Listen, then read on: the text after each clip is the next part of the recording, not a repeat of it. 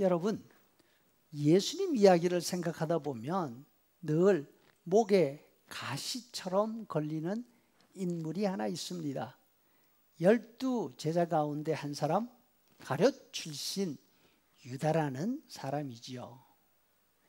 세상에 믿을 사람 아무도 없다, 이렇게 생각하도록 만드는 대표적인 인물이 아닌가 생각합니다.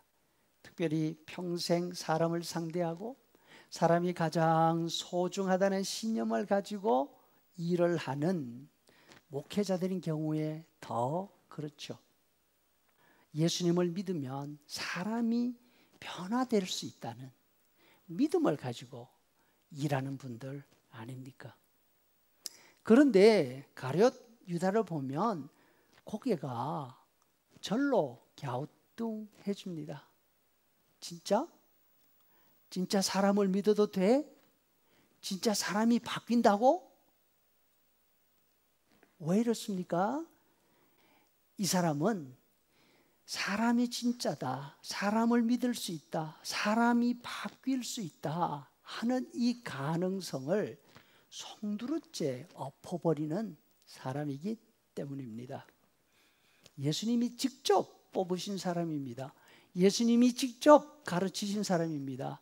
예수님 가장 가까이에 있었던 사람입니다.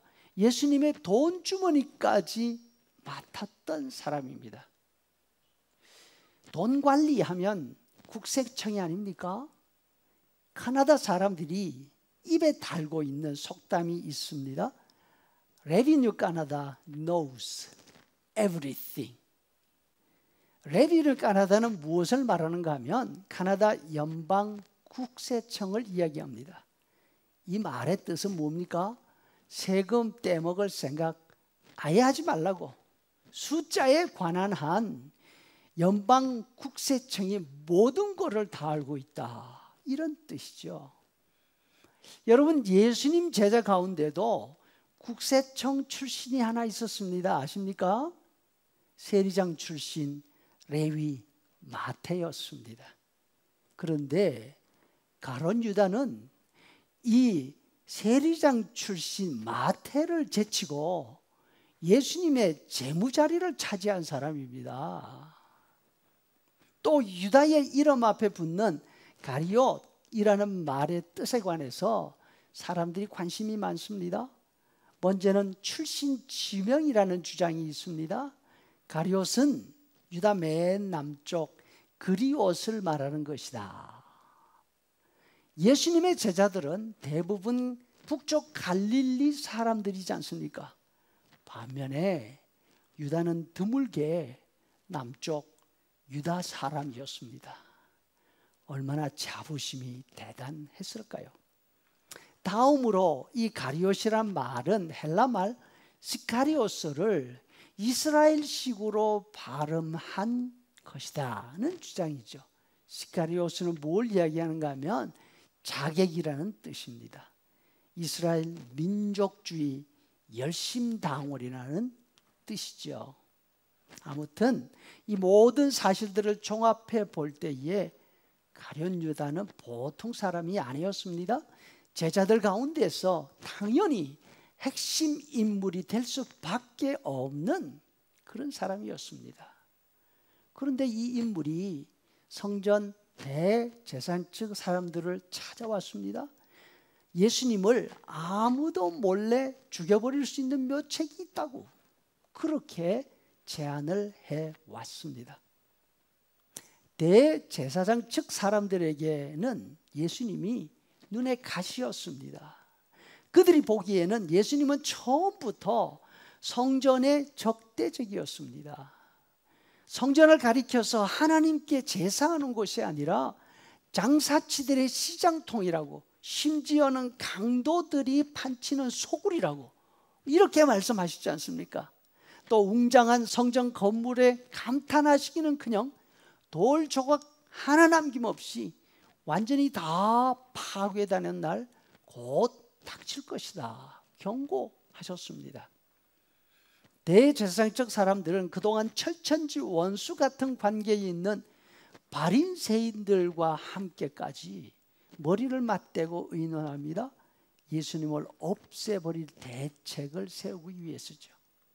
하지만 환호하는 군중들 때문에 내심 포기한 그런 상태였습니다.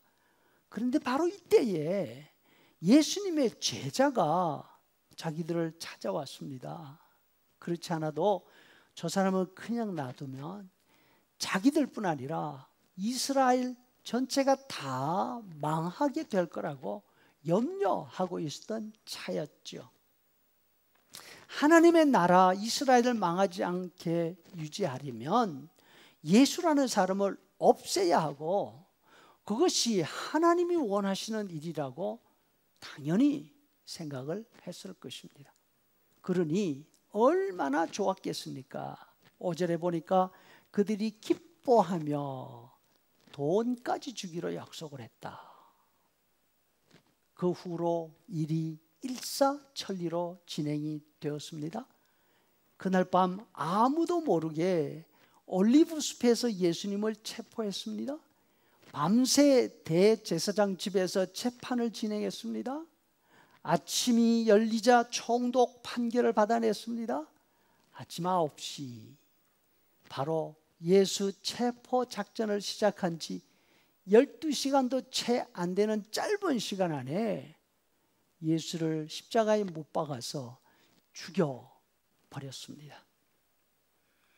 이 사람들은 이렇게 하는 것이 하나님의 뜻이라고 확신했을 것입니다. 하나님의 뜻이니까 예상치 않은 시간에 예상할 수도 없던 사람이 도왔습니다. 모든 일이 술술 풀려나갔습니다. 하나님이 허락하지 않으셨다면 어떻게 일이 이렇게 쉽게 풀려나갈 수 있었겠습니까? 우리는 어떤 일을 계획하고 진행할 때 일이 쉽게 풀리지 않으면, 그리고 자꾸 막히면 무슨 생각을 합니까?